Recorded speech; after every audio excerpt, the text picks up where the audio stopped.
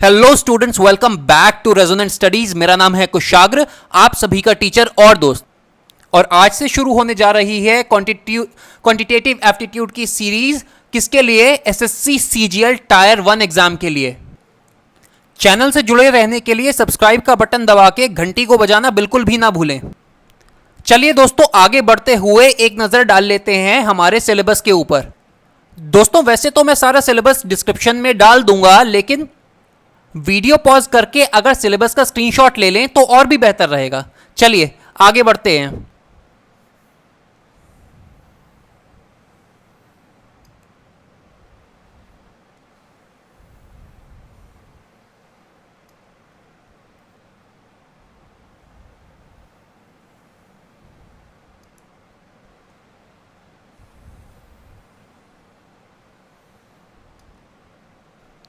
दोस्तों, I hope आप सभी ने स्क्रीनशॉट ले लिया होगा। चलिए आगे बढ़ते हैं हमारे पहले टॉपिक की तरफ, और वो क्या है? वो है नंबर सिस्टम। दोस्तों, नंबर सिस्टम के बारे में एक बात जान लो, और वो ये है, एसएससी सीजीएल टायर 1 एग्जाम में शायद ही कभी दोस्तों कोई ऐसा चांस पड़ा है कि जब नंबर सिस्टम में से डायरेक्टली कोई भी क्वेश्चन पूछा गया है।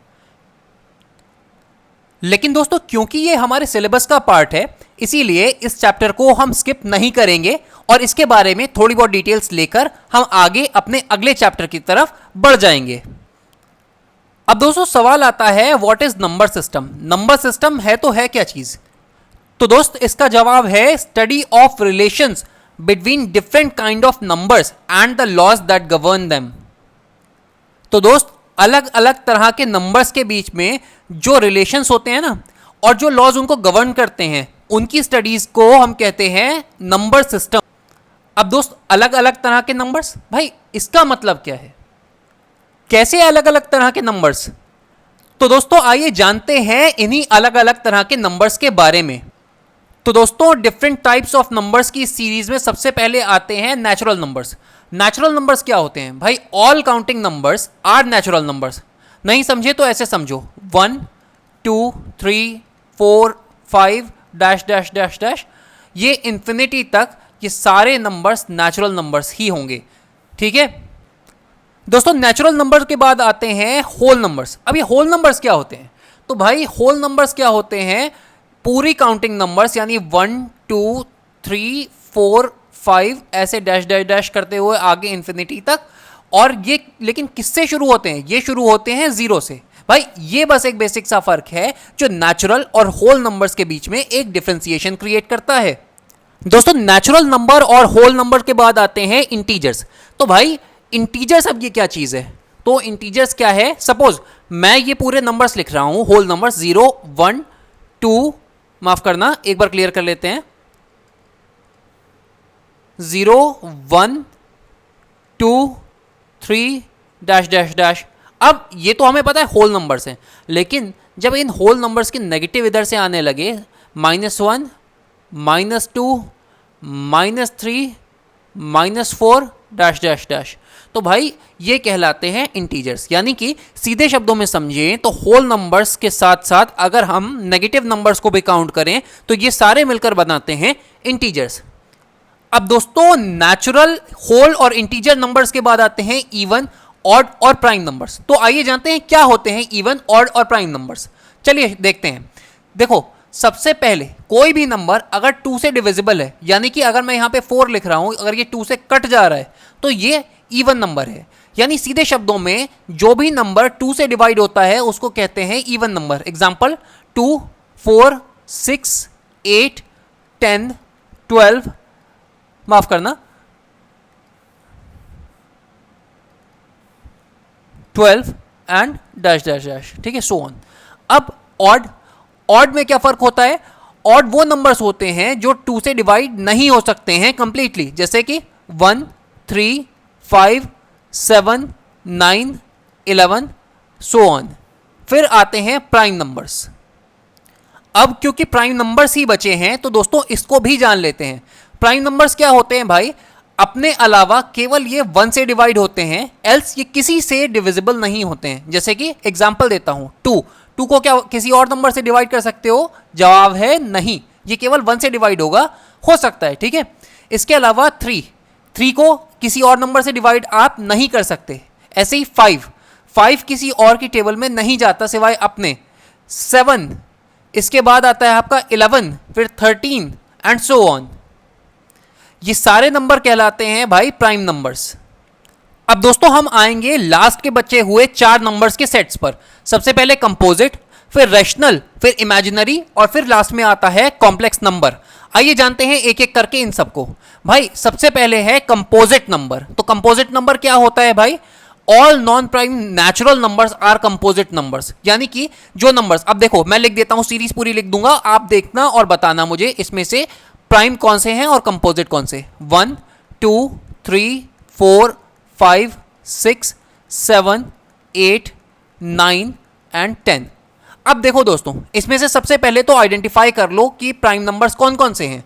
तो प्राइम नंबर्स हैं यहां पर, सबसे पहले तो आता है आपका 2 आपका पहला प्राइम नंबर हो गया। क्यों? क्योंकि ये अपने अलावा केवल 1 की टेबल में कटेगा और कहीं पर नहीं। 3 आपका यहां पर प्राइम नंबर है। फिर आता है आपका 5 7, ये आपके प्राइम नंबर्स हैं। पर इसके अलावा अब हमें मिल जाते हैं कंपोजिट नंबर्स। 4 भाई, 4 जो है वो 2 की टेबल में आता है, ये नॉन प्राइम नंबर है, इसलिए ये कंपोजिट नंबर है। ऐसे ही करते करते 6, ये 2 और 3 दोनों के टेबल में आता है। फिर 8 9 और 10, ये सारे नंबर्स आपके हो जाते हैं कंपोजिट नंबर्स। यानी कि सीधी भाषा में कहें तो non prime numbers are composite numbers. अब जब कंपोजिट नंबर्स को जान ही लिया है तो इसके बाद आते हैं हम रेशनल नंबर्स पे। तो देखो दोस्त, रेशनल नंबर्स क्या होते हैं? इन्हें हम P/Q के फॉर्म में रिप्रेजेंट कर सकते हैं। P/Q का मतलब है इस तरह से। और यहां पर ये बात ध्यान रखने वाली होती है कि P/Q में Q कभी भी 0 के इक्वल नहीं होता है। Q की वैल्यू कभी भी आपके 0 के इक्वल नहीं हो सकती। ऐसा नंबर कभी भी रेशनल नंबर नहीं होगा। एंड हम इसके ऊपर थोड़ी सी जानकारी ले लेते हैं। कैसे? सबसे पहले आता है भाई एक नंबर देखते हैं, ठीक है। P/Q मतलब फ्रैक्शनल फॉर्म में, तो 3/5 ये नंबर एक रेशनल नंबर है। ऐसे ही आप ले लो 1/2, ये P/Q का फॉर्म है। यहाँ पर आपको 1 जो है वो P रिप्रेजेंट कर रहा है और 2 आपका Q को रिप्रेजेंट कर रहा है। तो इस तरह से यहाँ पर ये P/Q फॉर्म है, तो ये कहलाते हैं रेशनल नंबर्स। अब दोस्तों कंपोजिट नंबर्स हो गए, रेशनल नंबर्स भी हो गए। अब आते हैं इमेजिनरी नंबर्स पे। अब इमेजिनरी से ऐसा लग रहा होगा भाई यानी कि ये काल्पनिक है क्या? तो मतलब कोई रियल नंबर भी होगा? जवाब है हाँ भाई, ये काल्पनिक नंबर ही होते हैं, ये इमेजिनरी नंबर ही होते हैं। एग्जांपल देता हूं कैसे। अब देखो यहां पर मैं एक अंडर रूट में नंबर लिखता हूं 4। हमें पता है अंडर रूट 4 की वैल्यू होती है 2।